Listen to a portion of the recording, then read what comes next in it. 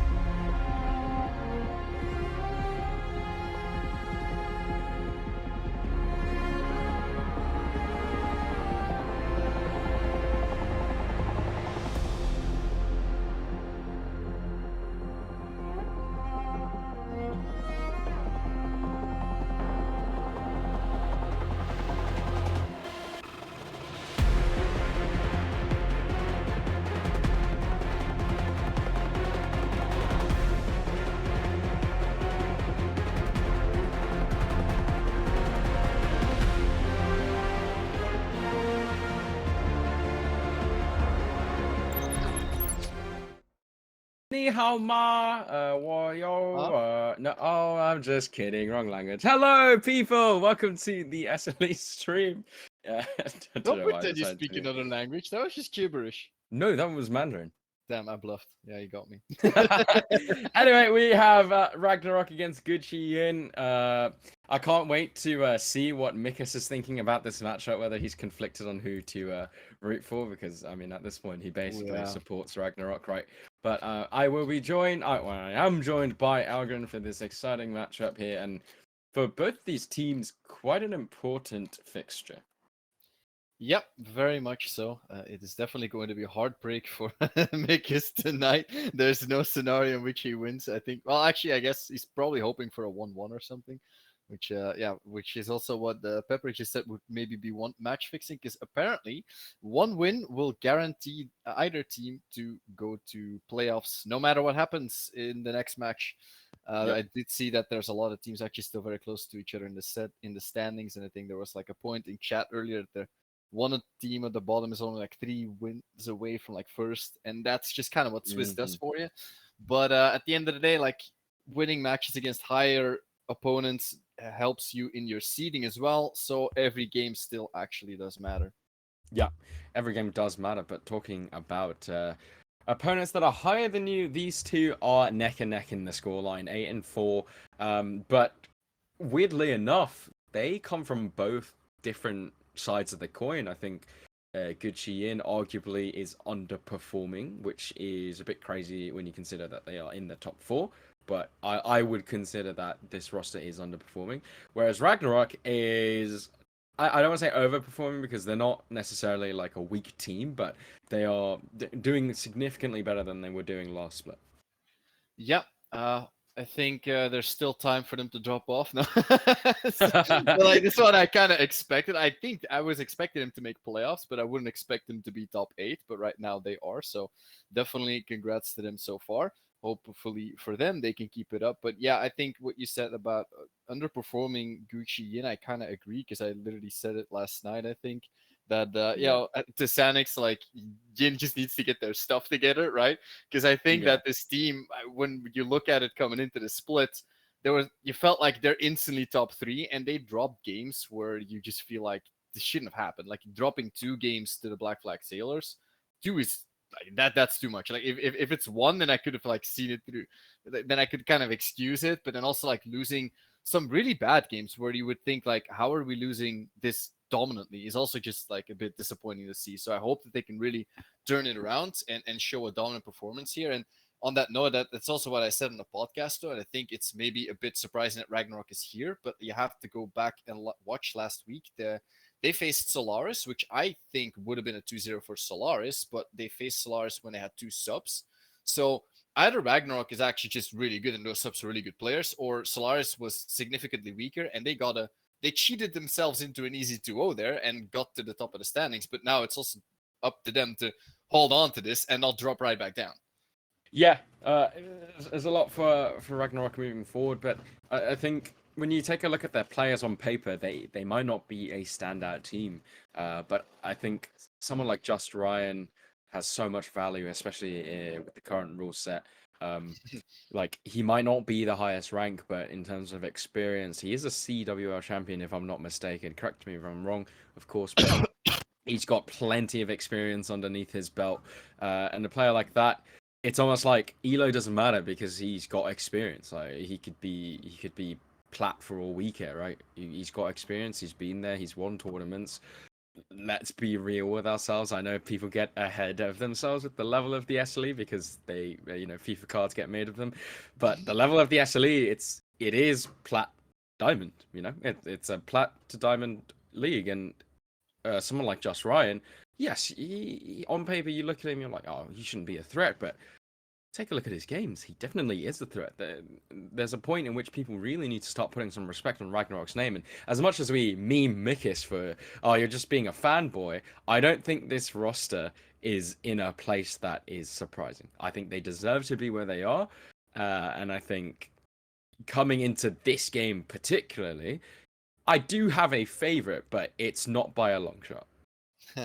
Well, so you were describing the players here from Ragnarok with a lot of different words, and I think we can use the new term given the new rule set for the SLE, like they're cheap, you know, Yeah, because some cheap and players are expensive. Yeah. expensive, right?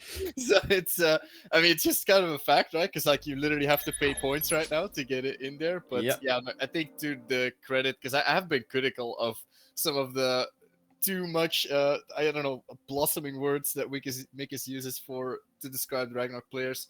I do have to say that this team is like on paper they look incredibly cheap, but they are always performing better than what the rank shows, and I think that's not something anybody can take away for that.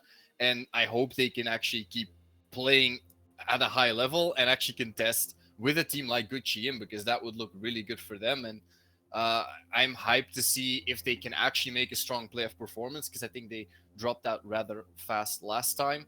Yeah. Yeah, I hope that they can get something out here. And with that being said, we have loaded up into draft. Yeah, draft has been loaded up, and Jinx already picked for Gucci Yin. The champion has risen in power. Maybe Algren, you're the AD carry in the group here. You can talk to us about why that is that Jinx has come back into the meta. I mean, I think everybody just thinks that we should handshake scaling all of a sudden. Now they did change crit damage on Infinity Edge, so obviously Jinx is already more powerful. But the point that the weakness you have to get there is still very much there. And I don't know if it's. I think people are overvaluing this champion. And I think when we saw Yin play last week, the second game, I think they played the Draven. That is still a champion that we should absolutely stomp something like a Jinx. So it was taken away, and Torlulu is a little bit sad about that, because I think people would probably want to see a little bit more of an aggressive approach. I don't think you can lock that in. That has been banned in the SLE. Skarner is not pickable in the SLE for the remainder of the split unless that rule gets revised, just FYI. But yeah, so Jinx, I think people are handshaking scaling, and I think if your opponent actually, doesn't do anything about that, then yeah, I think she's just the best champion to have here. And some people have opted into Zeri, but she is significantly harder to pilot, and I don't think she will ever reach the same amount of DPS in a team fight than Jinx potentially can.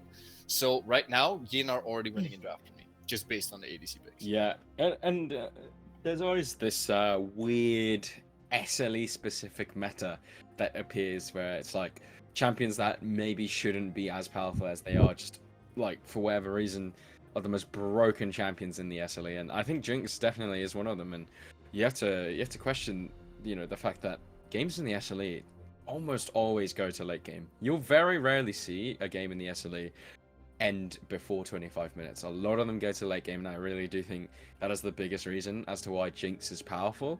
But of course, like I completely agree with you. If you do like pressure this champion in the early game, because it's so useless in lane, like. I've seen the damage this champion does before Power Spike. It doesn't exist. It doesn't do any damage, right? So, I mean, for Ragnarok, is this an angle for them to start picking up something a bit more early game oriented to shut down the Jinx scaling? Well, I would say yes, but you can't do that with Zeri, because this champion pre-6 has even less damage than Jinx. Yeah, so true. it's just, yeah, I mean, she has like a small burst pattern because of her passive where she deals some magic damage based on percent max health. So it's like, when you talk about short trades, it's actually decent. It's the way that MF can do 2 autos instead of 1, as opposed to other AD carries, but that's about it, right? Like when you go for a long trade, the only damage she really has is coming from lethal tempo, and a lot of AD carries can take lethal tempo, because, that's available to everybody. So it's just, I mean, I do have to correct you, though, in the sense that, like, Jinx doesn't do anything in lane. She can provide some utility with her traps, and if they're a good Jinx player, using those traps effectively to peel yourself can be great. And if you do get that shutdown because your jungler or your support manages to do enough damage, you can be a threat, because when you get excited, you still deal damage. But it's still like, when in most 2v2s, if you take champions like Varus, Ashe, Draven, Kalista, Caitlyn, they all just beat Jinx straight up, and Jinx needs to get a good setup from her jungle to actually be able to contest those lanes. So for me, it's all coming down to junglers, but with the handshake and ADCs, I think it kind of like, there's not much adaptations you can do here to turn this bot lane for Ragnarok in a hard winning one if you lock in Zeri, but that's my opinion. Yeah, fair enough. But nonetheless, we'll see. I mean, obviously, theorizing everything is fantastic, but the thing about the SLE is sometimes theory doesn't apply because people just misplay or something like that, right? So we'll have to see how they execute that. It's really important you mentioned that Zeri is significantly more difficult to execute than than Jinx, sorry. Because I always harp on about this, but I really do believe the ease of execution is one of the biggest factors for SLE teams. If you pick a draft where mechanics are going to have to drive you forward, most of the time they lose, from what I've seen at least. Whereas drafts that focus a bit more on just like, you can kind of play that champion with a trackpad, they will probably win. So, speaking of champions that are mechanically difficult, Hui for Kim Jensen is locked in, but might not be mechanically difficult for him as he is a very avid Hui player. I have to say, I played Wei in ARAM like for the first time, and it didn't feel like it was that difficult mechanically. You just have to remember what it is. It's like a memory. Okay, he also played it in ARAM. Yeah, but it's just like rush the button to do some damage, Just yeah, I guess a game mode where you just fight all the time is pretty easy, huh? I mean, yeah, of course. Like I think the difficulty that is very much there for Hui is that he does not have really any gap closers. He does have that a little bit of a movement speed trail, but that's about it. Like, so his positioning absolutely crucial, and the timing of your CC spell, I think, are the biggest parts about this champion. And then, yeah, the knowledge on how to use these abilities. And I do kind of like the answer against it because I think that Aurelion Sol can kind of scale very well against Wei. I don't think Wei can bully Aurelion Sol too hard. There's obviously some poke that he can easily land on a stationary target, but I think that Aurelion Sol, I mean, Wei doesn't stand out as a champion that will hard bully Asol out of lane that he can't get any stacks, and if it comes to late game, that champion is really, really scary. Really scary, and I'm honestly, I'm on the side of Aurelion Sol probably is one of the most broken champions of the game right now. I think the fact that he has, so boring. It is very boring. But it's the fact that he's weak in early game, but your early game gameplay is essentially you drop E on the wave and then breathe on it.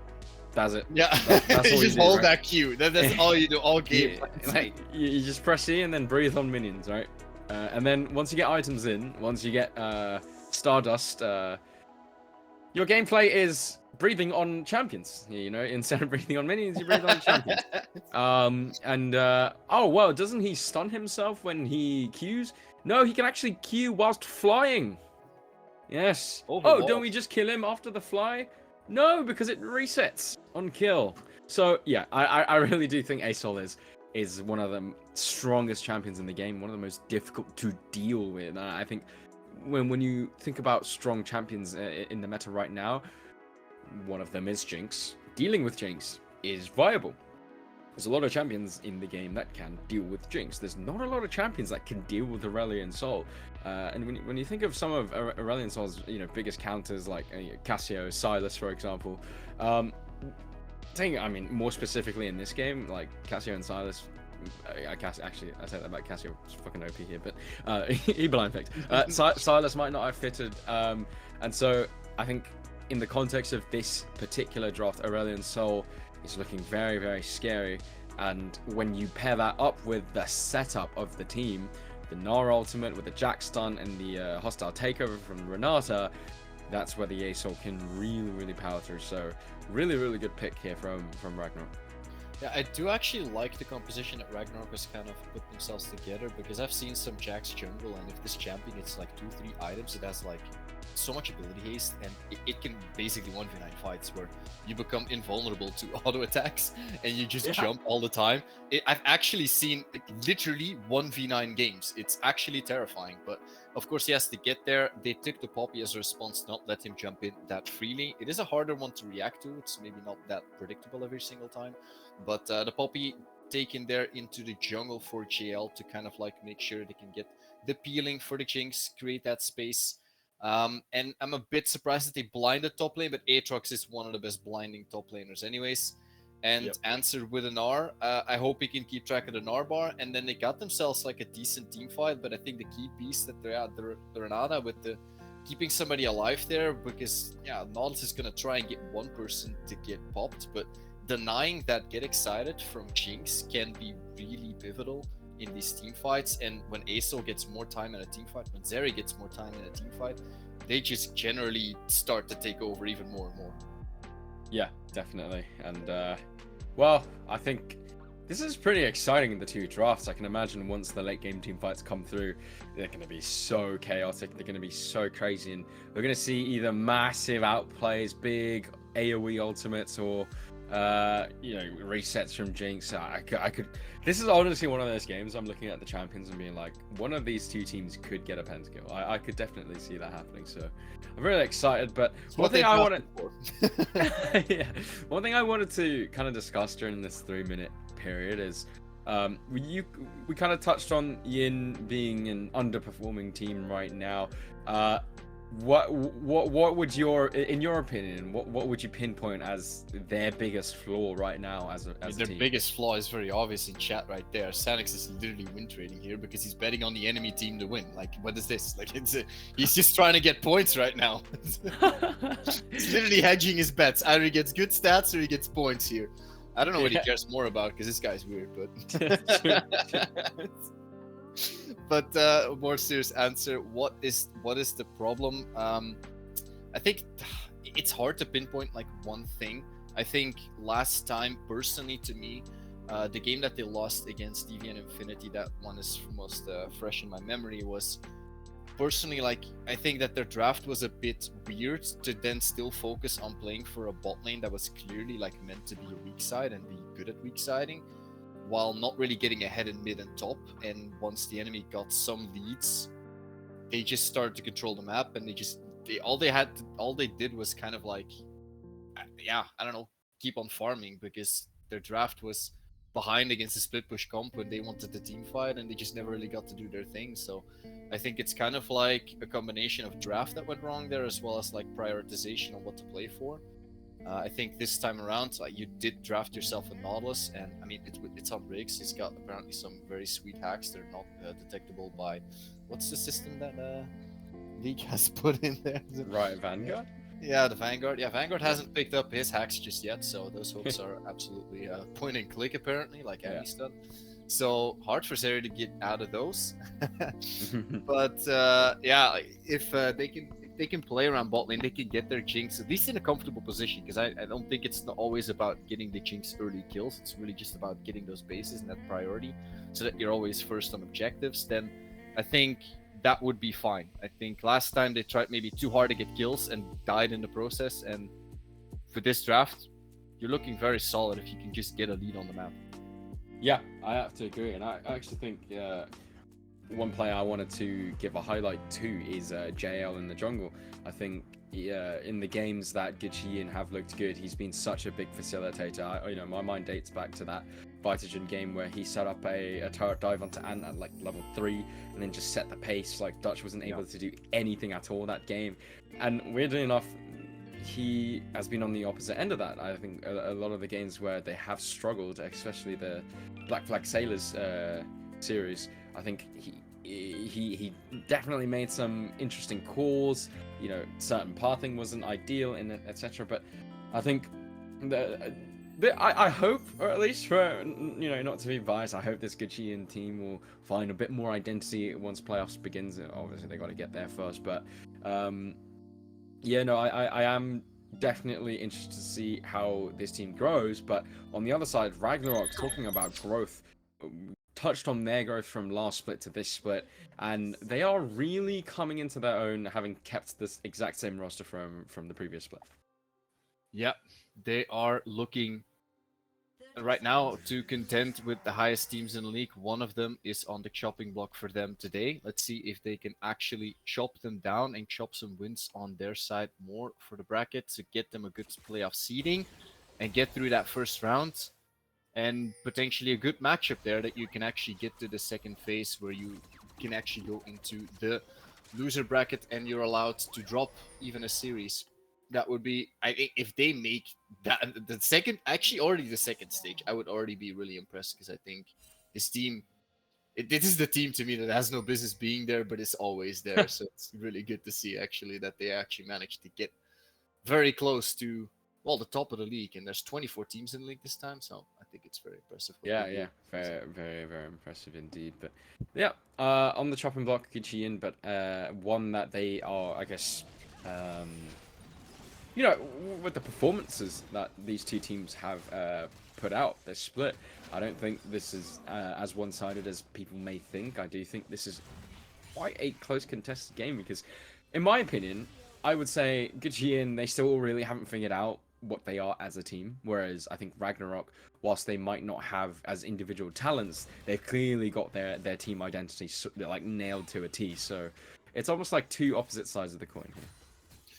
Yeah, that's a good point. I do see, like, also, we got into the rift here. I see JL has started on his Raptor, skipped his red buff for now.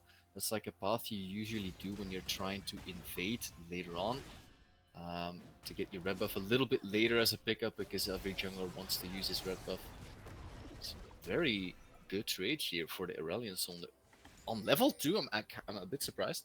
But yeah, he has an option here to potentially start fighting in the enemy jungle, but it looks like Jax is really fast here, so it's probably just going to be a clear to top side, because I don't think there's anything to do on bot lane, and definitely not mid lane after Kim Jensen takes that much health out of his health bar. Yeah. Pretty interesting to see that mid lane going the way it is. I'd assume that this was just a farm lane, but I guess no. Try to kill each other from the get go. I don't mind it. But you can see JL potentially going for an invade onto Just Ryan. He does have the smite and is going to smite that red buff away. So the Poppy didn't quite get the stun. The W interrupts, so Ruzu not going to quite go over the wall. I don't think he had vision. Just Ryan still has that flash. But the Jax is already being put behind with that red buffs taken away from him. Looks like the jungler of Ragnarok, their captain, their leader, pushed behind in the early game. Kim Jensen's actually in a really awkward spot though. Yeah, he is in an awkward spot, but is going to get some backup from his team. Kraken is going to flash aggressively. I don't know if that was the call, buddy, because JL has something to say about you flashing onto his boy in the mid lane. It looks like the Italian jungler for Gucci is going to secure first blood. I was trying to set it up that, yeah, when you start Raptors like that, you usually try to invade the enemy on his second buff, but with the lead that Kim Jensen lost in the mid lane with the control, I thought he wasn't going to go for it, but he actually still gets the buff away from the Jax.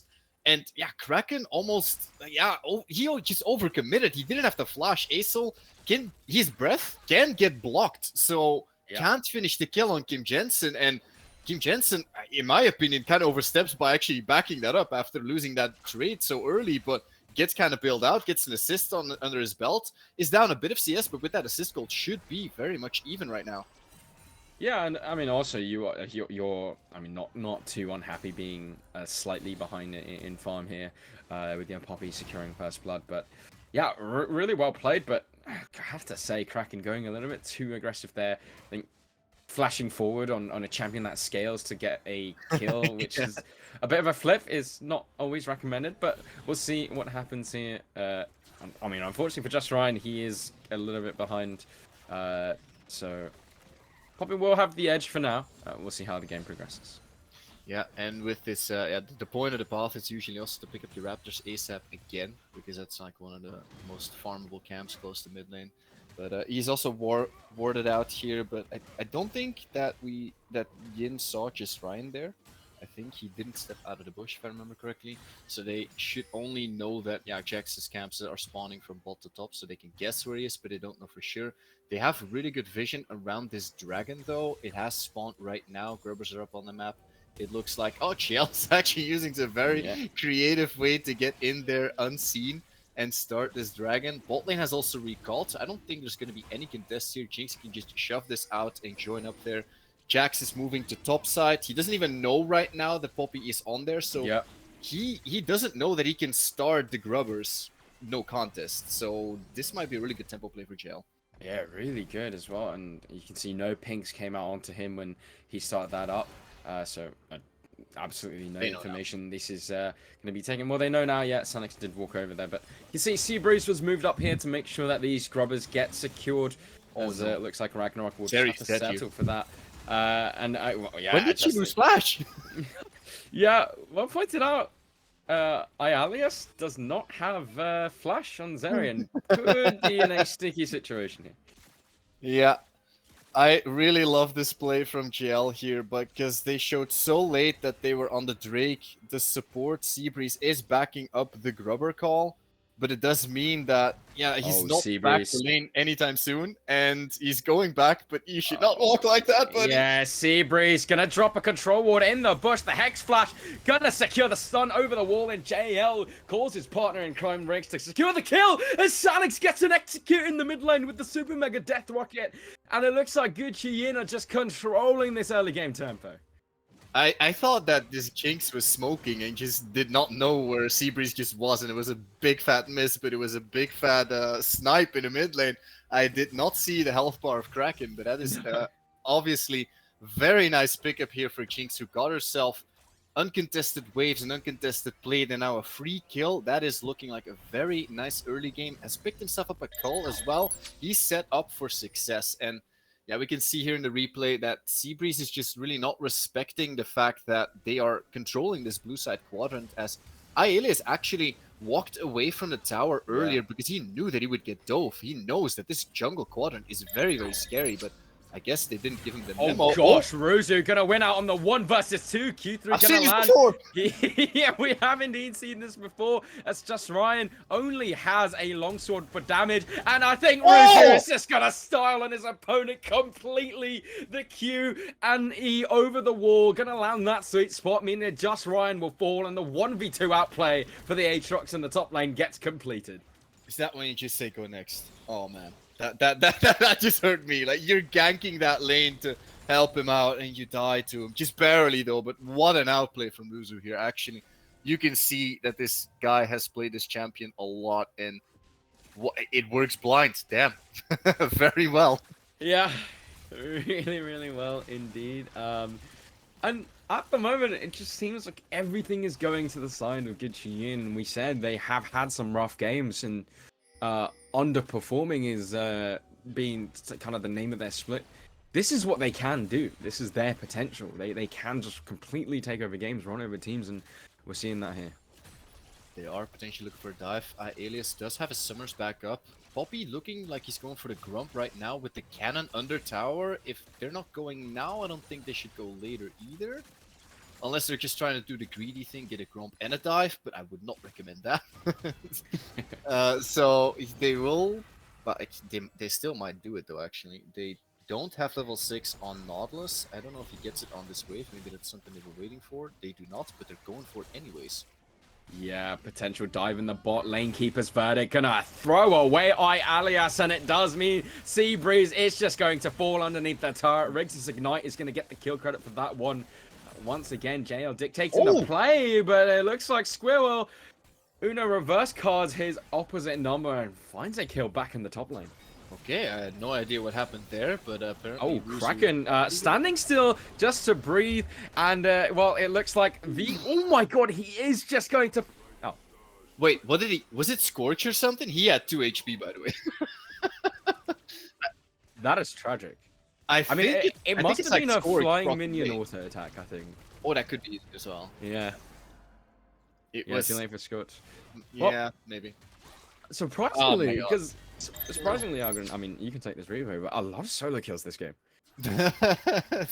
Yeah, so just disrespect at this point.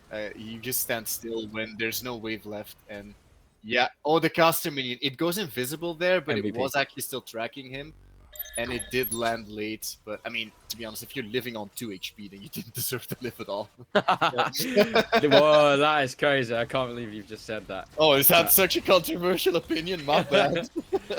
Yeah, I kind of taking a look at the matchup. I know Kraken did pick the Assault into the Hwei. It's not bad, but with Hwei's crushing more, you can interrupt Kraken pretty easily when he is breathing. You've got the crushing more, you know, you've got the Grim Visage as well. There's a lot of tools that Hwei does have to stop this Aurelion Soul from doing what he does, and instead Grubbers is going to be the core here for Ragnarok. They got 3 Grubbers before, so they are currently sitting on 4. That's the 5, and I don't think Gucci Yin will be contesting this as their bot and how did he get it there? Jungler. Yeah, Seabreeze seems to be finding himself in no man's land. Does he know his red side? He's getting a base. Come on, Riggs, get him. Don't flame Seabreeze. Mikus might get mad at you. Yeah. Yeah. Come Anyway, on. what do you think here about Ragnarok securing the 6 grubs? But yeah, I brought this point up some time before, and you said you didn't want to start this debate, so I'm not gonna take the I have started it. No. You didn't want it then. You're not getting it now. They did No. get themselves the grubbers, but I will say that usually they're very good when you're hitting towers. But being down 7-1. Oh, yeah. Well, Kim Jensen just going to throw out the Spiraling Despair onto Kraken. Does have the Severing Bolt available, but instead they will just turn their attention to just Ryan. Riggs gets his second kill of the game, and oh no. Oh, okay. Kraken saw that. In time. So... Yeah, it looks like Gitchian getting another kill and another dredge line gonna land from Riggs. Seabreeze gonna flash away and almost finding a handshake onto Kim Jensen.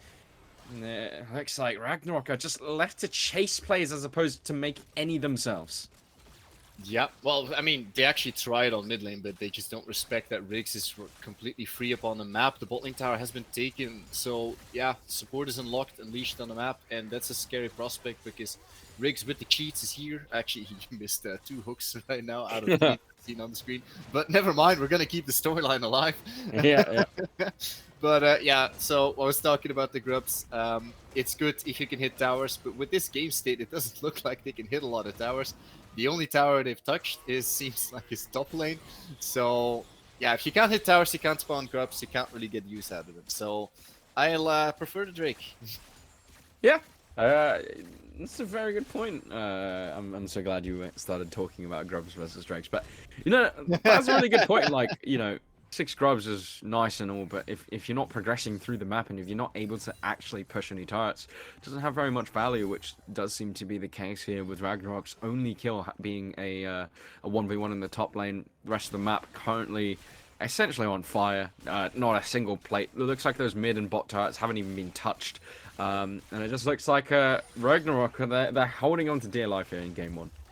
Yeah, I don't know how long they can keep holding on. Of course, I don't think Yin are going to play too aggressively with a Poppy and a Jinx, but this Jinx is soon finishing Cole.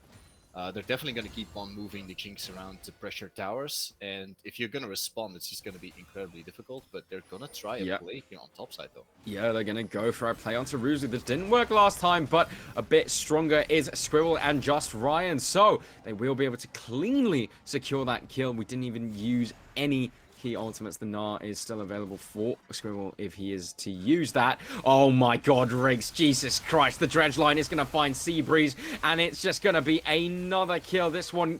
Oh, actually, it doesn't get finished off. The Seabreeze does survive. Didn't even get his... W popped off on the Renata here, so we'll just get away, and it looks like Ragnarok are starting to collapse. Sanix is going to get taken down, shut down into the hands of Ialias, and they try... Oh my god, the Severing Bolt from Kim Jensen is going to snipe away Seabreeze. It's a 1-for-1, but Gitchian, they caught napping trying to get the kill over to Sanix, and they have to trade a life, but instead JL going to go aggressively. Great E coming out there from Kim Jensen, and Ruzu has teleported behind enemy lines, and it looks like the Spiraling Despair is going to land onto Kraken. A 2-man proc onto that one. Riggs avoiding suspicion. They're missing out on that dredge line finally, but instead, despite the start of that fight, Gitchian turned that around into their favor.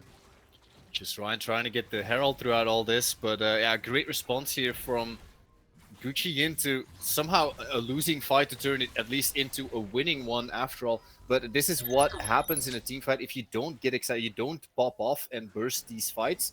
If this Zeri can keep stacking the movement speed passive from her ultimate, you saw that she can be very tenacious and keep on chasing these fights. And with this kind of a situation, you saw that she just kept on chasing Sanix. Really nice sidestep actually on the dredge line as well to be able to secure that kill. And I think that, yeah, that was a shutdown because of just farm leads and gold leads from tower plates. But at least it was traded with a very nice snipe here from Kim Jensen on the way.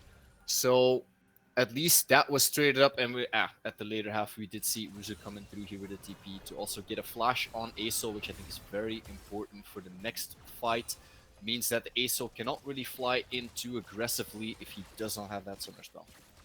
Yeah, Kraken is in a really tough spot here because, I mean, generally the name of the game with Aurelion Sol is you should be having a quiet early game. You should essentially just be farming, getting that Stardust stacks and scaling away. But he's finding himself at 0-3-0 at 16 minutes into the game. Kim Jensen is miles ahead of him, and it's currently a very tough spot for the Aurelion Sol. And the ideal situation for this champion, you fly in, do massive amounts of damage with the Q, but if he flies in, I'm pretty sure he just dies, so it's a tough one for Kraken. Yeah, I think flying into Poppy can actually interrupt that fly, right? Does it count as a dash? Like a I know that Talia E stuns Aesor when he tries to fly in it. Yeah, okay, then so that can already stop you. There's a dredge line from Oh Riggs. my god, Riggs is going to find a dredge line onto Seabreeze. Keeper's verdict is going to push Just Ryan away, meaning that there is no contest. And it looks like Good Sheehan will secure that one. Does have the depth charge available, but Riggs won't use that for now. Dredge line did get dodged away. It looks like Ragnarok, again, they're finding themselves in the same position of just having to almost cluelessly run around the map as Gucci and take absolutely everything. They even lose their mid lane turret without answering anything back. Honestly, I don't like what Yin did there. I think they should have let them come in and contest, because you're going to get that Drake no matter what. There's no way the Jax gets there, and if you then get excited on Jinx, you just win the team fight. So I think they could have gotten more, but nevertheless, they got a really good pickup here, and Ruzu is finding himself another 2v1. Yeah, Ruzu in danger, but Kraken, as we just touched on, isn't that strong. So Ruzu is just happily living through this one. Q Flash not going to quite land. Q2 not even going to land either, but it looks like Kraken is going to fall once more. Kim Jensen goes onto a killing spree, and just as we said, Kraken's just too far behind, and we can't make any plays with the Aesol right now. He's trying too much aggressive plays here. I think Lenar will get this tower. Yeah, we'll get it. Is in mini now, so not that tanky JL choosing to run away instead, despite winning out on the HP trade. And Squill now aggressively jumping forward, dinging level 13, and that is a lot of damage. Triforce completed, but JL answers back with quite a lot of damage of his own, having that, what's that item called? Sundered Sky completed, meaning he is able to fist fight Squirrel here, and it looks like Riggs, he might be looking for a dredge line, doesn't have flash, gonna force that flash out of Squirrel, as that dredge line was inches away from connecting, and Sanix here, oh, it will be fine as he is able to just walk away, and the Herald gets popped into the top lane tower. More gold to the Jinx, finding herself 1-1-2, almost close to finishing Infinity Edge, Gets two and tons. they buffed that. They buffed the item on the critical damage. It deals a lot of damage for her burst with her ultimate, as we find ourselves another fight in the jungle. Yeah, a fight breaking out. Ruzu with the World Ender, and Riggs and Ruzu will just, you know, touch tips for a second, but instead, it's a fight on two different fronts here. Squirrel's hitting Riggs, Ruzu's hitting Alias. But Creeper's first! Gonna save the enemies there! Oh! Wait, he she will died? just die anyway. I don't really know where that was from, but instead, Sanix is one auto attack away from getting excited. There goes the Jinx passive. He is finally coming online. He gets his first kill of the game. Kraken is just going to fly into his own death. Double kill already for the Jinx. Kim Jensen going to throw the Severin bolt, but instead a triple kill coming in for Sanix in the 80 count of Gucci, and finally gets his passive going, and they win out a clean team fight in the jungle. Yeah, they start a fight actually on Ruzu, but I actually wanted to see this play out a little bit longer, because it looks like Ruzu was actually going to win that 1v3. And yeah, Squirrel kind of giving a free pass for the Poppy to get a good easy stun. And it actually almost looked here like Just Ryan could be the GOAT here, getting a 3-man stun, but it wears off just too early, and then they just get swept. It's kind of... It's so hard to see for me right now how Ragnarok can actually come back into this, because every fight that you take, every member that you engage on is so strong, and the weakest member just is weak because he doesn't deal damage. But you're not going to kill him. He's got Frozen Heart on this Nautilus. Zeri won't be able to auto-attack him. Like, it just feels horrible right now. It's a really tough spot, and we kind of talked about in draft how good Aurelion Sol is into some of these champions that Gucci have, but unfortunately for Kraken, he's just too far behind there, and you saw maybe a little bit too aggressive on the E, just flying towards your opponent when you're this behind, not advised, and by the looks of things, it looks like Gucci can just do whatever they want on the map. Which is exactly what they're doing, because traps are going to land onto Alias. It's even going to interrupt the jump away. Double kill coming in for the Jinx, and this is just going to open up a free Baron as much of a tap in as you can get. It looks like Gitchian are really, really running away with this game. Yeah, I mean, if Jinx can be the primary engage for a fight, then I think there's something definitely going wrong right now. This is just they have their jungler, they have Smite, but you don't have the vision. It's if you go in here, you die, and you probably lose the game even faster. So he actually got feared. Sanix is going in Spiraling first. Despair onto Just Ryan. He's going to dodge away from a few abilities. Hostile takeover Oh, didn't even great. land. Super Mega Death Rocket right on top of his head. So Sanix goes dominating. They're going to push through this top lane wave. Severing Bolt is going to push proc that shield coming up from Seabreeze and keep his verdict being channeling. Just zoning out some members just so they can push this top lane turret through. And it looks like, yeah, Ragnarok just dying all across the board. They do get the cleanse out of Sanix, but I don't think it will do anything. He's going to get excited here. Not going to pursue any kills for now, but they're just going to pay their attention to this top lane in here. We'll see if they try to go for anything else. And Riggs is going to land another dredge line onto Seabreeze as he's going to get another kill. He goes onto a rampage on a Nautilus, and Just Ryan going to jump forward aggressively. It looks like this fight just is as easy as the game has been. Another beautiful dredge line landing for Riggs. The three-man Gnar is just to push them away to just continue their never-ending despair, as Kraken is the only one left alive, and it looks like these two carries can't really do much for now other than clear the wave. Alias is almost taken out just from some long-range poke, and the Super Mega Death Rocket almost finding its target. And Severing Bolt almost finishes off the Zeri, but Chien will take the calculated approach, just backing off for now, but you can almost feel like this is done and dusted. I've kind of been feeling like this for like a bit right now. I think this game is just too hard to come back from. You had double scaling laners as an approach. Your top lane was meant to be a weak sider. Gnar is hardly ever the strong side lane, and everything fell apart. Everybody is down in items and golds and experience to their counterparts. They are 13k gold down, 3 dragons with I think they're about to pick up the Soul Drake as well. So yeah. What can you do? Yeah, what can you do is really the question here, because it looks like everything Ragnarok tried to answer with just gets shut down, and this is an example of it, as Seabreeze gonna get caught out. Kim Jensen goes unstoppable. Ruzu plays aggressively under the enemy turret, does get forced to flash away. Squirrel has the Mega Gnar available soon, but Ruzu's just going to pick up that one kill. Severing Bolt not doing that much damage to the Aurelion Soul, but two members of Gucci, or Sanix, will just be pushing through this mid lane turret all by himself. And when a Jinx is confident to lane alone, that's how you know the game is running away from you. As the W is going to land, alias one more auto attack. Sanix goes godlike. 25 kills to 4. The gold lead is so large, it's almost like comparing the economical strength of China versus Mongolia. No offense to any Mongolians in the chat, but it just does look that one-sided. As the bot lane turret going to get pushed through now. Inhibitor left to fall. Another dredge line finding Squirrel sleeping as Sanix goes legendary. The Sky's Descent is so weak, and a beautiful flash interrupt coming up from JL stops Kraken in his tracks. And it looks like this is just going to be game 1 going into the hands of Good Chi-Yin. Yep. They just want to get a little bit more CS on the score so they can maybe... honestly, when you end these fast games, then you're not going to get top CS in the game, because there's some bangers that go to 40 to 50 minutes at some point. But this one is done and dusted.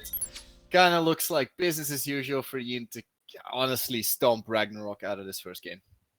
Yeah, it was so dominating, and it was one of those games where, like, at some point, the commentary just turns into like a golf commentary kind of thing, where instead of casting, we're just talking over the fights. So it was really that one-sided, and you have to at some point ask yourselves, where did it all go wrong? Because in my opinion, it went wrong from that Aurelion Soul flash early game.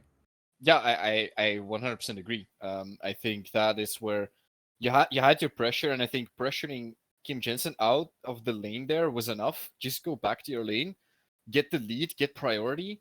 But dying and losing both your summoners because you died, just drops all the pressure right then and there, and it allows JL to just do whatever he wanted. And then they just they take control over bot side completely. They get the Jinx ahead. They have a really good scaling composition. and they're just I don't know, they were like several thousand gold ahead after like 7-8 minutes or something. It's just kind of really hard to come back from that. And when you draft something like Zeri, being behind a Zeri is really hard because his champion has to get close and weave in between everything in team fights. But when the team fights are this one dimensional, where do you stand? Where do you go? You Yeah. just you can't do anything in this situation. So Jinx gets excited, she outranges you by a mile, and then yeah, just run away and just hide under the fountain and just lose the game. It feels like you can't, and I think that's probably where we have to criticize draft at that point as well, because it didn't really look like this composition had much ways to play the game. I think your best engage was like a flash jack stun or the very telegraphed Gnar ultimate, which can be interrupted by Poppy W. So how do you make anything happen for yourself? Yeah, it was a tough one. I mean, honestly, I think this was very, very one-sided, and unfortunately, it just happened to that mistake was crucial, and it happened to be at the start of the game. But Algren, who would you give your MVP of Game 1 to? MVP. It's hard. I think I'll just smack them. I think that I would almost made the case for Russo as well, but he did lose a 1v1, so I think that's off the table. But everybody else played I think phenomenally. And personally, I think that it for me it goes to the Poppy. That invade worked out really well, got them the initial pressure. Then like playing with the vision for the dragon as well in with the ensuing bot lane control, I think just blew open the game, had a grip on the game that Ragnarok definitely felt, and it was just kind of smooth sailing from there on onwards. So I think JL absolutely controlled this game, and he deserves the MVP for me. Yeah, I'm gonna have to agree with you, JL. Well done in that game one, but well done to the whole team. We will be going into a quick break as Game 2 is on the horizon, and we'll see if Ragnarok can bounce back in the second one.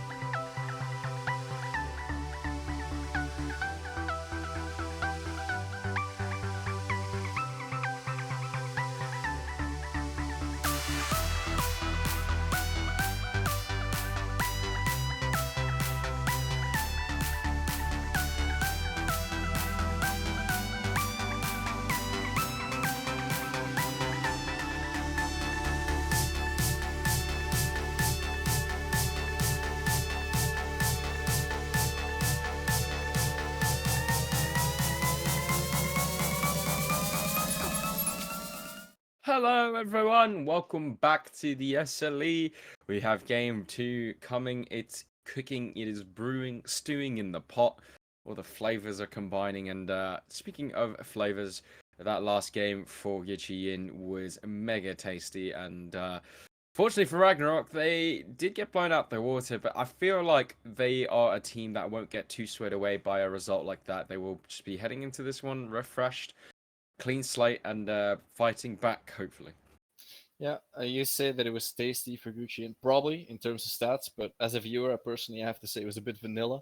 The handshake scaling, Some the people like handshake it. scaling, and then they don't do anything. Like, yeah. Yeah, yeah, that's definitely really what kind of happened there.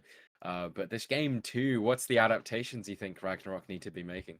I hope they can add some spice to the brewing pot and get some engage in there, get some proactivity. Don't just think that you can go late game. I think it's clear that I don't think it's controversial to say that Gucci Yin is they have the better players and they look like a better team. So if you're going up against a team like that, you don't handshake that you go late, because if you make any mistakes, an opponent can just run away with the game like that, and you don't get to do anything until you hit the 30-minute mark. And the game was well over before 30 minutes. Even if the Nexus wasn't dead yet, the game was just done.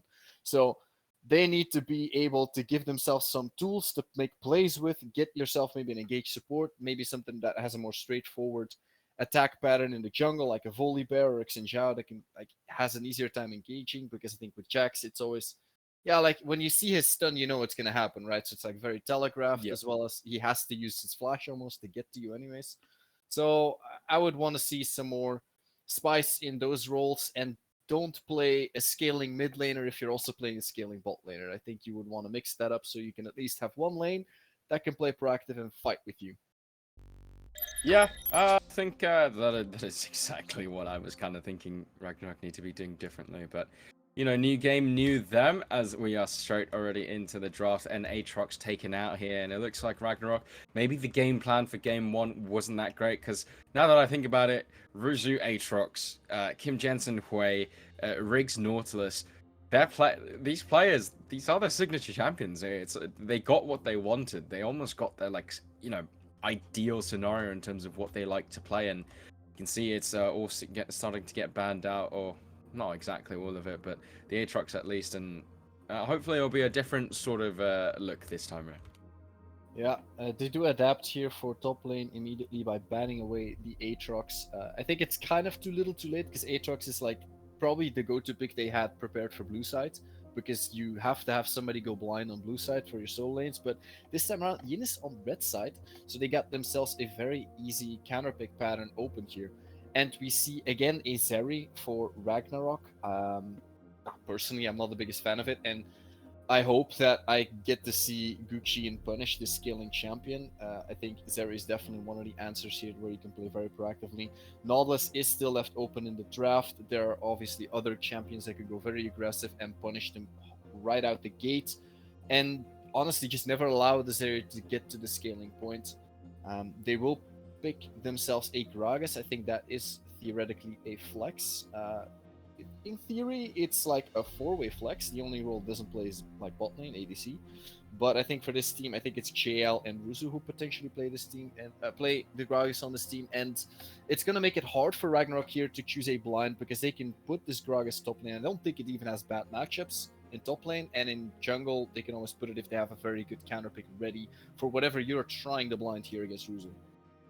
Yeah, I think it's what you said there about the Zeri. It didn't really work last game, and trying to revisit that, kind of a question mark. But one thing I need to point out, Just Ryan, his best champion is Viego. He is a god on this champion. I've seen so many 1v9 performances coming out from him on the Viego, and he's got his hands on it. And Squirrel, probably the best performing player on Ragnarok last game, will get the Gnar once more.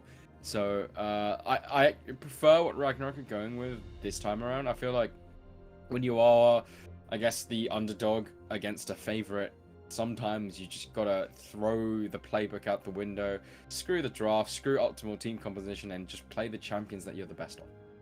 Yeah, could very well be the thing that they need, but it doesn't really fit the recipe that I say was a bit more spicy, because Viego is not in exactly something that has to start fights.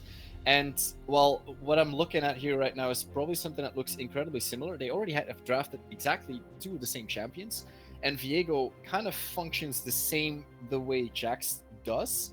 And when they lock in Zeri, I'm scared that they're gonna take an Enchanter and again leave themselves with literally 0 ways to engage. Whereas we've got a Gragas and a Vi. Vi incredibly good at Zeri because you can jump walls, but Vi can follow you wherever you go. So already looking like a favorable edge in draft for me for Yin here. Yeah, definitely. I think I really like this Talia pick, especially into these champions. 3 dashes already. And Talia, Gragas, Vi notoriously work so well together. This is such a good combination. They all set each other up in such a fantastic way. That being said, there is that opportunity for some anti-synergy. Gragas ult making spells miss, and a champion, Algren, me and you have said colorful words about how useful we think Morgana is. I hate the champion, you hate the champion, and it gets locked in for Ragnarok here. Like, if you use Q and you don't hit, you're not a champion. It's like, No.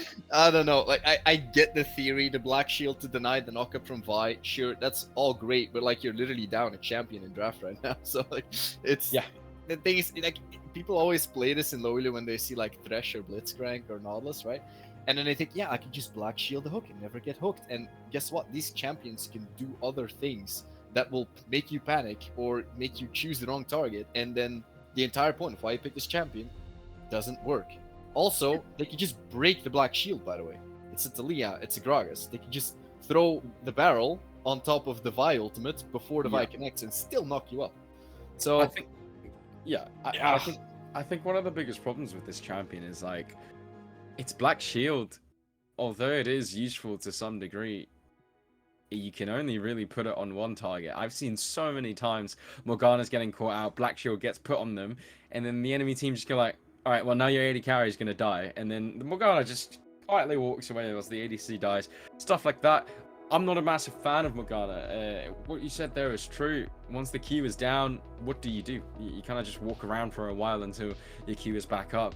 And, you know, admittedly, champions like Blitzcrank are the same thing. Your Q is down, you kind of walk around, wait for something to happen. But I think at least Blitzcrank is a hook. It pulls an opponent into your whole team, whereas Morgana Q...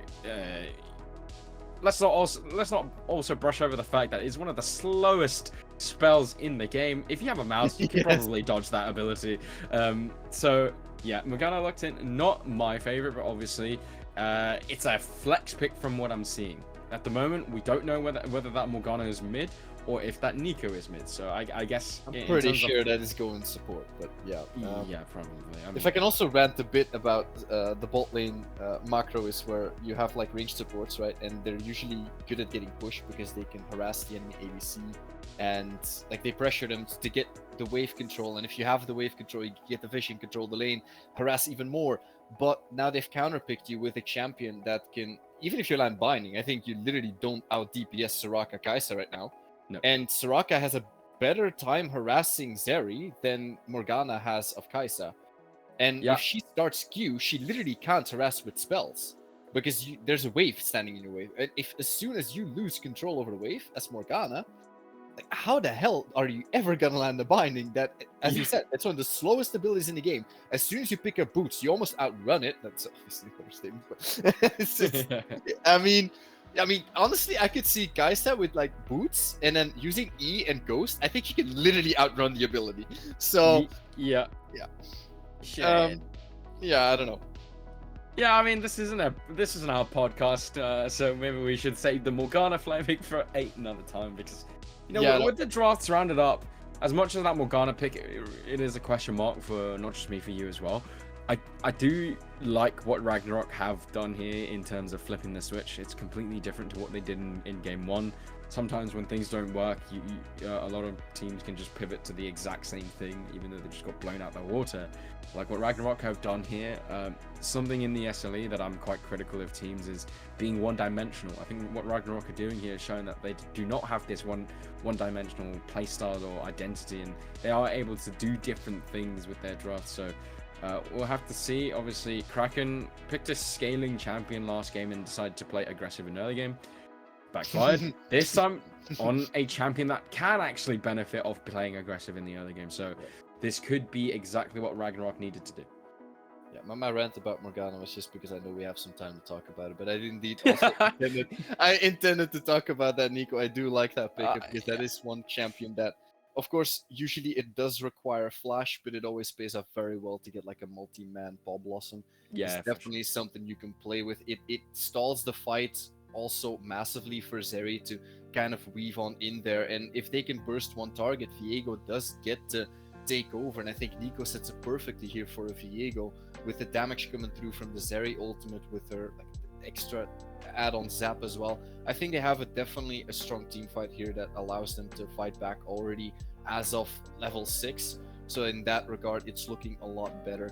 But yeah, that being said, I still think that the draft from Yin side looks better in my perspective, especially because the Soraka can AoE heal everybody as well, and they have so much proactivity. So also going to be hard to get on in there with Talia. If you use Proto Belt on the gravel from Talia, you might also like be delayed on your Paw Blossom because you get stunned, and that can be an awkward interaction in a team fight. Yeah, it could be, and I think it'll all be about the placing of those Atelier rocks from Kim Jensen. That's a really good point. I didn't really think about that. Where the Nico, yeah, if you go with that Paw Blossom, you know, something like I mean, even a Soraka silence on the ground, like you just put it exactly where Paw Blossom is being cast from. Nico, yeah. Upon further review, Nico is quite a troublesome pick to play here. There's a lot of tools. It's not easy. Yeah. No, it's a lot of tools on the side of Gucci Yin that can actually push this Nico from making that big engage. You have Gragas ultimate, you have Talia, you have Soraka, you even have Vi who has got a knockback, and so yeah, a tough game from for Kraken here once again. But I think the thing I've seen about Nico is it's probably the champion that you can have the most amount of creativity on when it comes to these engages. Like you can disguise yourself as a ward in the middle of a fight randomly, 5-man ulti, right? There is more that meets the eye than just a channel ult flash into the enemy team, because if you do that against these certain champions, you're just going to get either pushed away, you're going to get silenced when you come back, or you're going to get stunned off by the Talia E. So I definitely think Kraken will have to dig into that creativity and look for more creative angles to start these fights. Yeah, it is actually a champion that has the transformation actually do increase the skill ceiling of this champion, because you can transform in stuff that make abilities literally miss. But actually, I don't think they're like targeted abilities on the side here for Gucci, so not something he can abuse that much. But there's still some stuff you can do there, and it would be great to see him do some creative engage. Speaking of creativity on that champion, I played against this Nico top lane, who went full AD on hit. It was on hit Nico.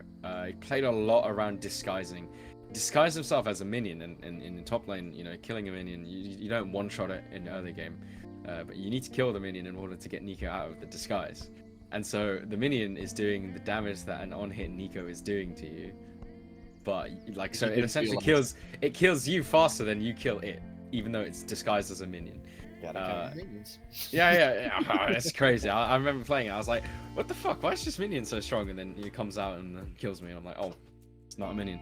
So I really like what, like you said, skill cap. The new Nico has a high skill cap, and what you can do on that champion has changed with the most recent rework. So I'm kind of excited to see it open. But yeah, I think this game, Algren, just based off draft alone, have you got a prediction on who's going to win?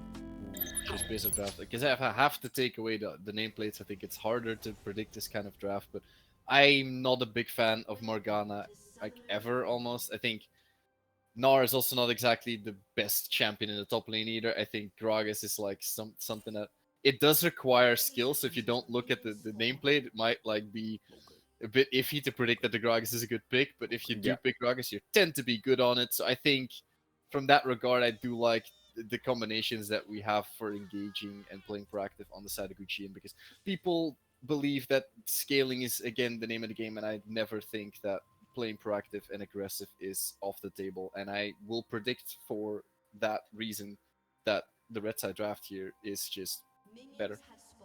Yeah, definitely unbiased take there. I'm joking. I was actually unbiased. Like, yeah, what do you mean? I know. I'm joking. Nah, I'm trying, man. I agree, and especially coming off the back of that last game, we talked about it a bit off broadcast, like JL on the SOL team. He is outperforming Master Grandmaster junglers, and he's had inconsistencies in the SLE, but if he can play like how he did in that last game, because that's the JL a lot of people fear, then I think it will be a mirror of the first game. But we'll have to see, because it's a different story. Just Ryan on his best champion on the Viego. Yeah, they are. It's not mirroring each other's path. It's like they're going cross paths, I guess. So one is going the top side, one is going the bot side. No weird starts. They're both starting on the blue buff. Looks like JL might want to try and go for a gank in top lane, maybe even a dive. I don't know if the Gragas is good for that to get prio in that lane. But last time around, Aatrox, or I should maybe just say Ruzu, did get prio there, and it let them dive. Or actually invade, steal the buff from just Ryan. Oh. So let's see if we get a mirror of that. But I mean, you're scared of this binding line, but this is what I literally mean. Like, look what happens out. Does she have heal? Yeah, there it is. Who won the trade? You tell me. Yeah. So yeah, the Morgana already showing the weakness right now, even if you land the binding. But You know what my favorite about Morgana is? Is like when she hits the binding, she drops a pool on the ground and just auto pushes the wave for the AD carry. oh yeah, Like this. it's the worst when that comet takes your minion. Yeah. But yeah. In top side though, it does look like Ruzu is losing the trades this time around, so not having the push right now. Then again, yeah, good ward here. I was gonna highlight it as well from Squirrel to spot a potential Vi gank because she is near. Right now, I don't think either side has any clue on where either jungler is, so they still both have the element of surprise. Yeah. They both indeed, and unfortunately for Just Ryan, the wave is pushed in during this window of a gank timer. But I mean, fortunately for JL, his top lane is being pushed in, but Ward's going to spot out the Vi there, meaning that gank will not work. And second will just be that both junglers going for the crab. JL potentially trying to look for something in the enemy jungle, but probably won't find anything as all the camps were completed earlier. So a mirror start, not too much action happening in the mid lane, and yeah, this gank isn't going to work. So quite a quiet early game so far. No big hiccups, and well, I must say a much better start to last game from Ragnarok. Yep. Yeah, I was just gonna say this is honestly what Ragnarok wants right now. It's not even a meme. Like last game, the game slipped out of your hands so fast. You have a Zeri, you have Viego is also like a champion that theoretically scales pretty well, especially because he can be getting under kill. Oh, actually, the top lane. And actually, it might even be better because Ruzu is just gonna get straight up solo killed in the top lane up against Squirrels. Now, once again, looks like Ruzu, quote unquote, weak side king, is being dethroned here by Squirrel. Apparently, he can't pilot the Gragas after all, so will find himself again getting solo killed here. I guess it's just the Ruzu thing. He can't win 1v1s, but he does only 1v2s, so... oh, great combo coming in from JL, meaning that Kraken is going to fall. He had his flash blown earlier from some play, it seems, so we'll just be taken down, didn't have the flash, and it will just be a return kill for JL. Yeah, really good aggression here for JL to at least tie the score right immediately. And yeah, with that mid lane pressure, Kraken will TP. I think Kim Jensen is low on mana, but he has built himself a wave that Kraken has to catch. So they have the temporary priority from mid lane to sneak in a quick dragon. They will also just get the confirmation later that Viego is on Grubbers. I don't know if this is something that they actually predicted, because he did have that kind of path locked in from his start.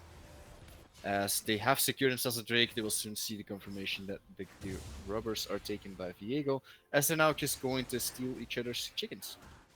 Yep, trade of chickens, and Ruzu once again getting Nod in the top lane, brought down to low HP. One more boulder might do the job, isn't going to throw it out just yet, but movements on the map mean that Ruzu may be under threat. He's trying really hard to get that level 6 and defend himself in this dive, but looking really scary in the top lane for Ruzu. He does have the passive to heal him up. He should be healthy enough to not get solo dove, but there is a Viego on the prowl. Yeah, Viego on the prowl. The wave is massive. He does not want to lose out on this one. I think just Ryan identifying that Ruzu is level 6. He didn't do anything. Ruzu just froze. He just stood there and died. He has He got every... stunned though, but I think he should have at least been able to use at least one ability. I think Viego, let's be real, Viego stun isn't exactly instant. There is a charge up in which Gragas can just press E to interrupt it. I But, guess he thought it did Uh, that.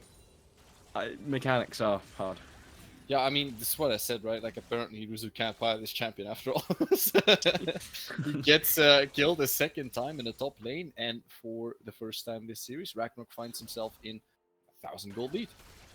Yeah, massively far ahead, and you know we know Ruzu as a player who can hold his own in the top lane, but in this game he is getting completely destroyed by Squirrel. Yeah, finds himself also down like 10 CS as well. He's now lost plates, so this Gnar is looking like he will be strong for these fights, and that's definitely what you want. Also, if the Gnar can play proactively out of the lane, he can decide when to use his Gnar bar, and the enemy can't just wait it out, right? So if you're the one coming out of the lane with a win, that is huge for this team, and what they need for Oh these fights. gosh. Yeah, might be exactly what they need. Explosive Car's gonna push just Oh. Ryan away. We'll just get away for now, but look at that wave state. Oh, okay, never mind.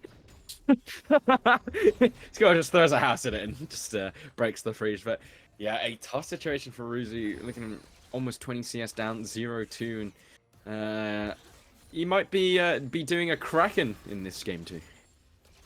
Wow.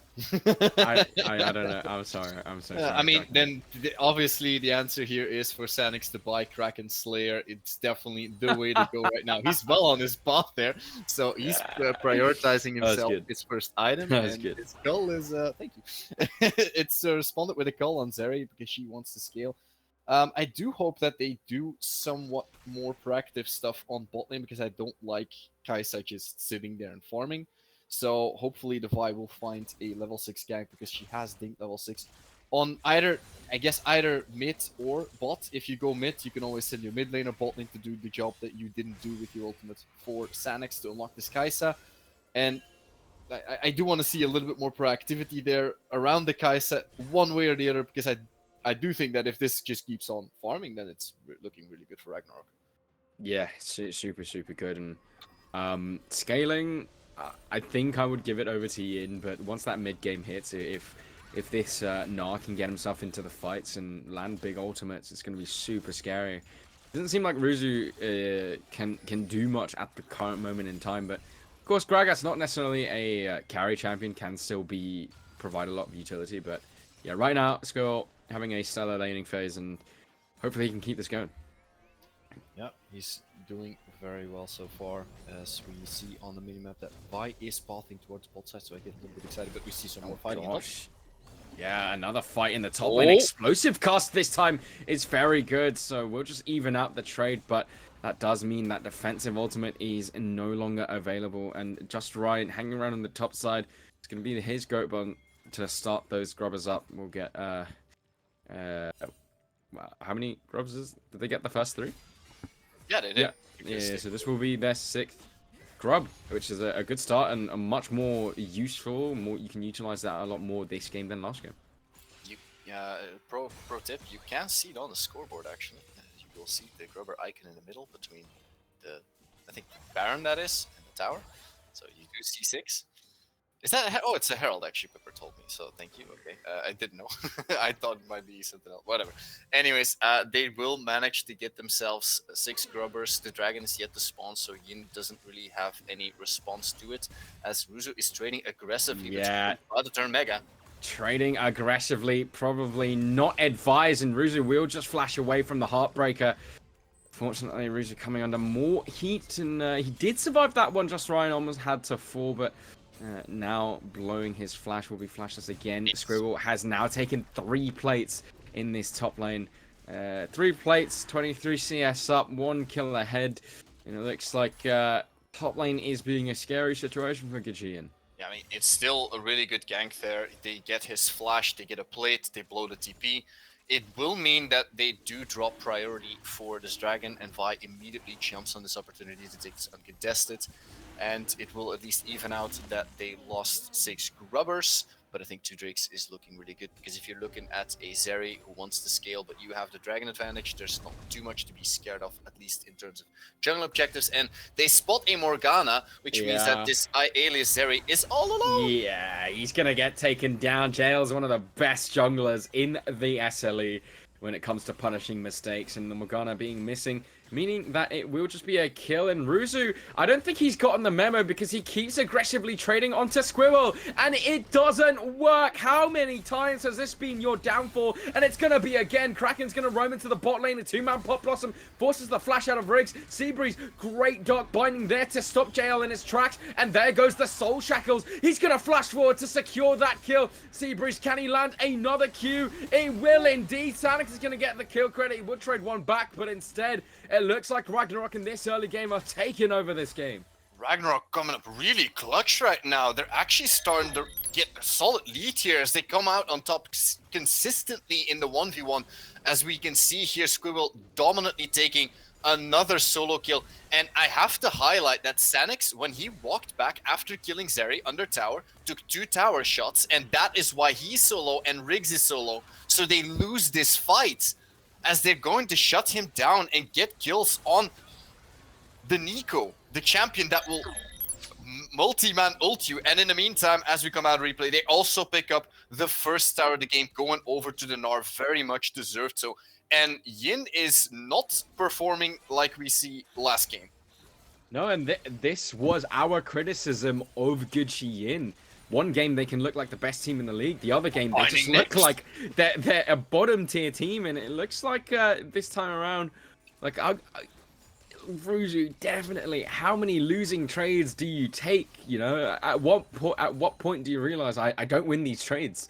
Yet consistently going in for them, he's been punished over and over again in this lane.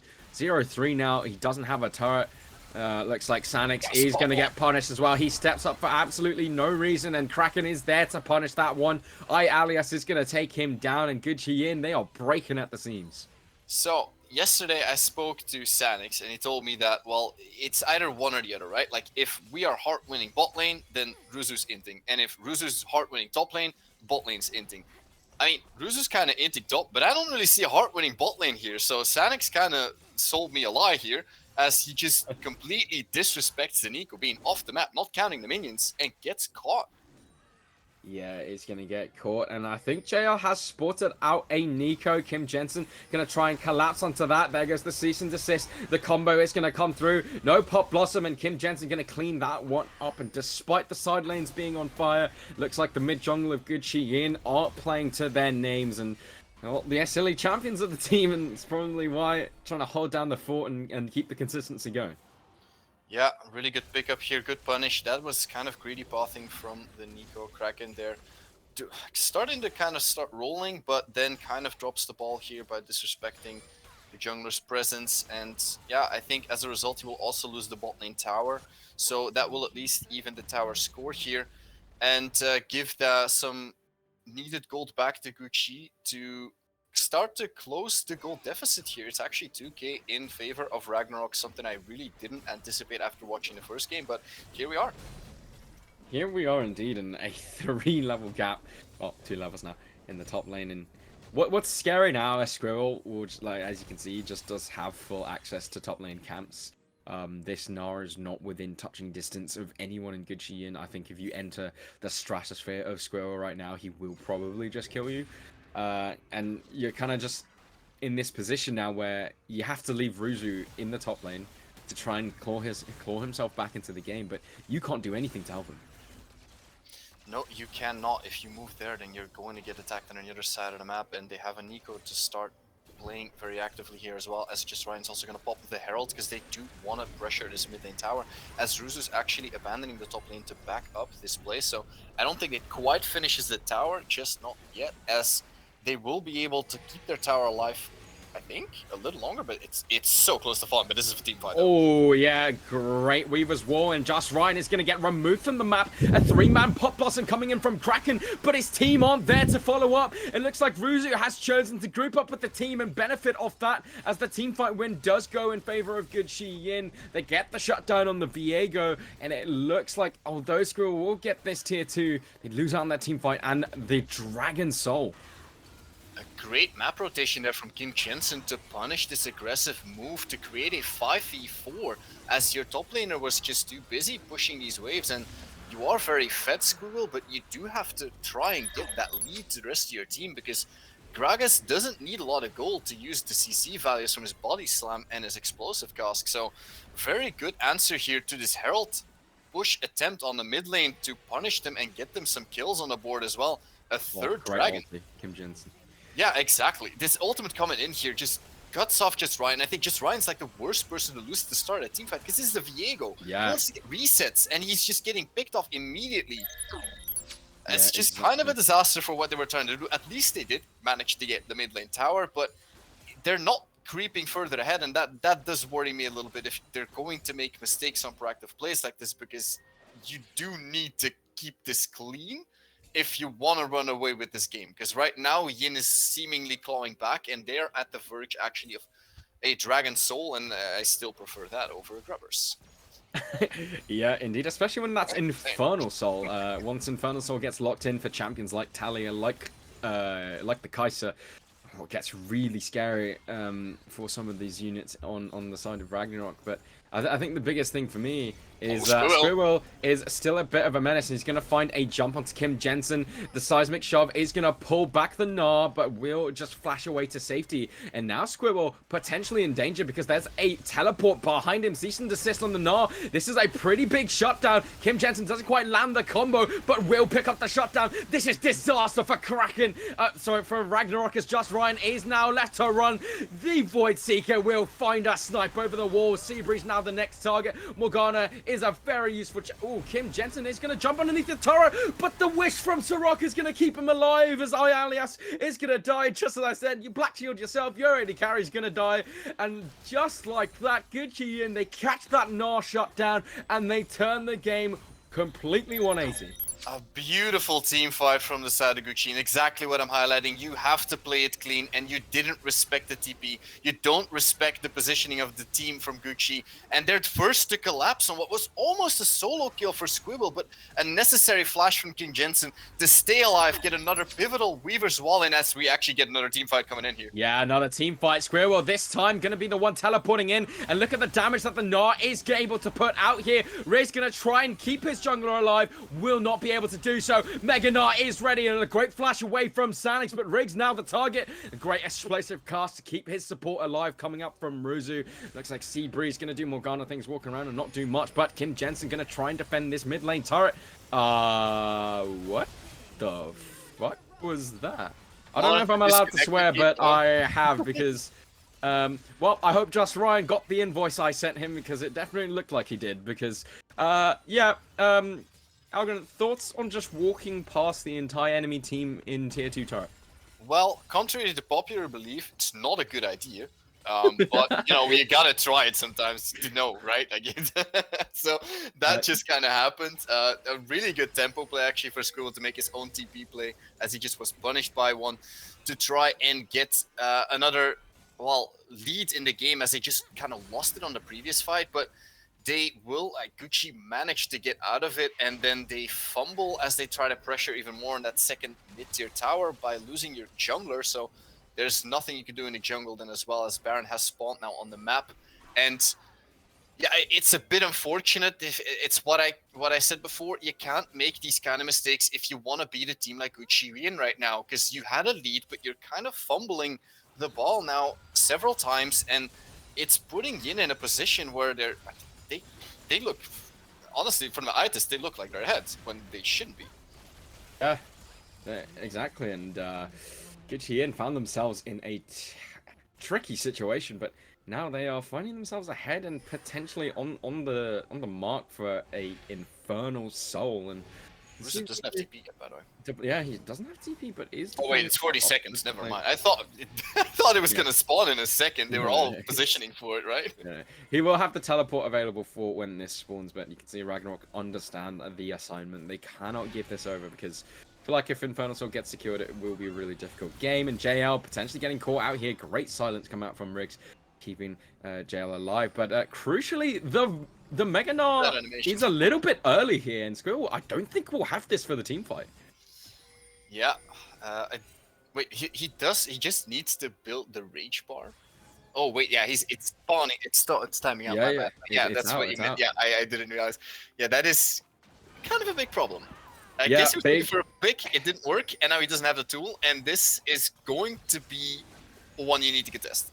Yeah, one they need to contest indeed. They're going to move forward, and a great explosive cast is just going to find the Gnar. No follow-up indeed. Weaver's Wall is just going to zone out the entire team of Ragnarok, and it looks like the smite does go over to JL. He wins that smite, and Infernal Soul is going to get secured. He's going to get the first kill of the fight. Riggs gets the kill credit. Sanix jumping onto the Gnar. Mega Gnar just gets taken down straight away. Kim Jensen is healthy, getting healed up by Riggs, and no reset for you as Kim Jensen goes onto a rampage. Sanix lands that last Void Seeker, gonna try and chase Seabreeze out, and no big Gnar in the fight means that Gucci will just run away with that completely, and off the back of an early game deficit, they find themselves with an Infernal Soul.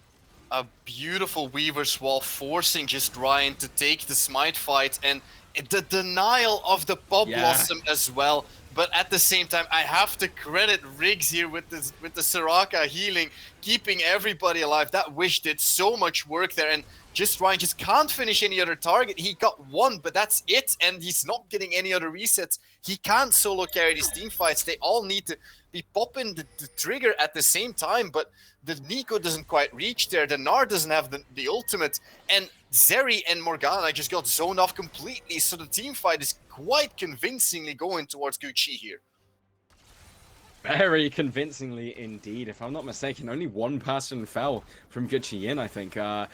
And when you take a look at the context of things, this game was not even close. Moments ago, the kill score was 7-3 or something like that, and now it's 9-14, gone the other way. And I feel like Ragnarok here really slipped up. And you mentioned perfectly on the nail, Algan. You got it. You gotta close this game out cleanly. You make these silly mistakes against a team like Gucci, they're gonna punish you. Yeah, and they did, and they are again looking for positional errors. This Viego is in a very dangerous position, but I guess they're not going to all move just yet, but they are looking on Morgana and Zeri as JL is going Yeah, JL gonna find a cease and desist, just as I said. Black Shield 1, the other one is gonna die, and Sanix is gonna go dominating. Teleport coming in, Riggs is gonna get caught by the Gnar, so the Soraka does get taken down. Kim Jensen with a seismic shove onto the enemy jungler, and just Ryan possessing the body of Riggs gonna get taken down, and Alias is just gonna have to run away, dashing over the wall. Looks like this area in both games just isn't providing enough for the team. This opens up the Baron with the jungler being taken down. Ruzu and Kim Jensen just trying to zone out the Gnar, and Gnar having to jump away means that this Baron is done and dusted, secured for Gucci.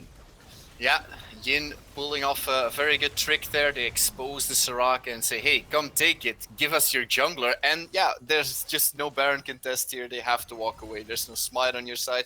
It's actually a little bit of an misposition there, I guess, for Riggs. He's going to have to sacrifice his life for this one, but this is a very worthy trade, picking up Baron here. 4k gold lead. They have Dragon Soul, and I think the only thing that I guess at this point I would feel awkward about being on the side of Gucci is that the Elder Flip is actually alive, and it's realistic that if just Ryan lands this smite, it might just be what they need to come back into this game, because it does look like if it's not coming down to an Elder Flip, this game is kind of over. Yeah, that's a really good point. You mentioned that the Elder Flip is going to be what Ragnarok hold on to, and that comes in 2.5 minutes. But for now, they're going to have to survive this Baron push, and one thing they're doing here is exactly what they need to do, is push the other side of the map. But you got members strong. Morgana's useful.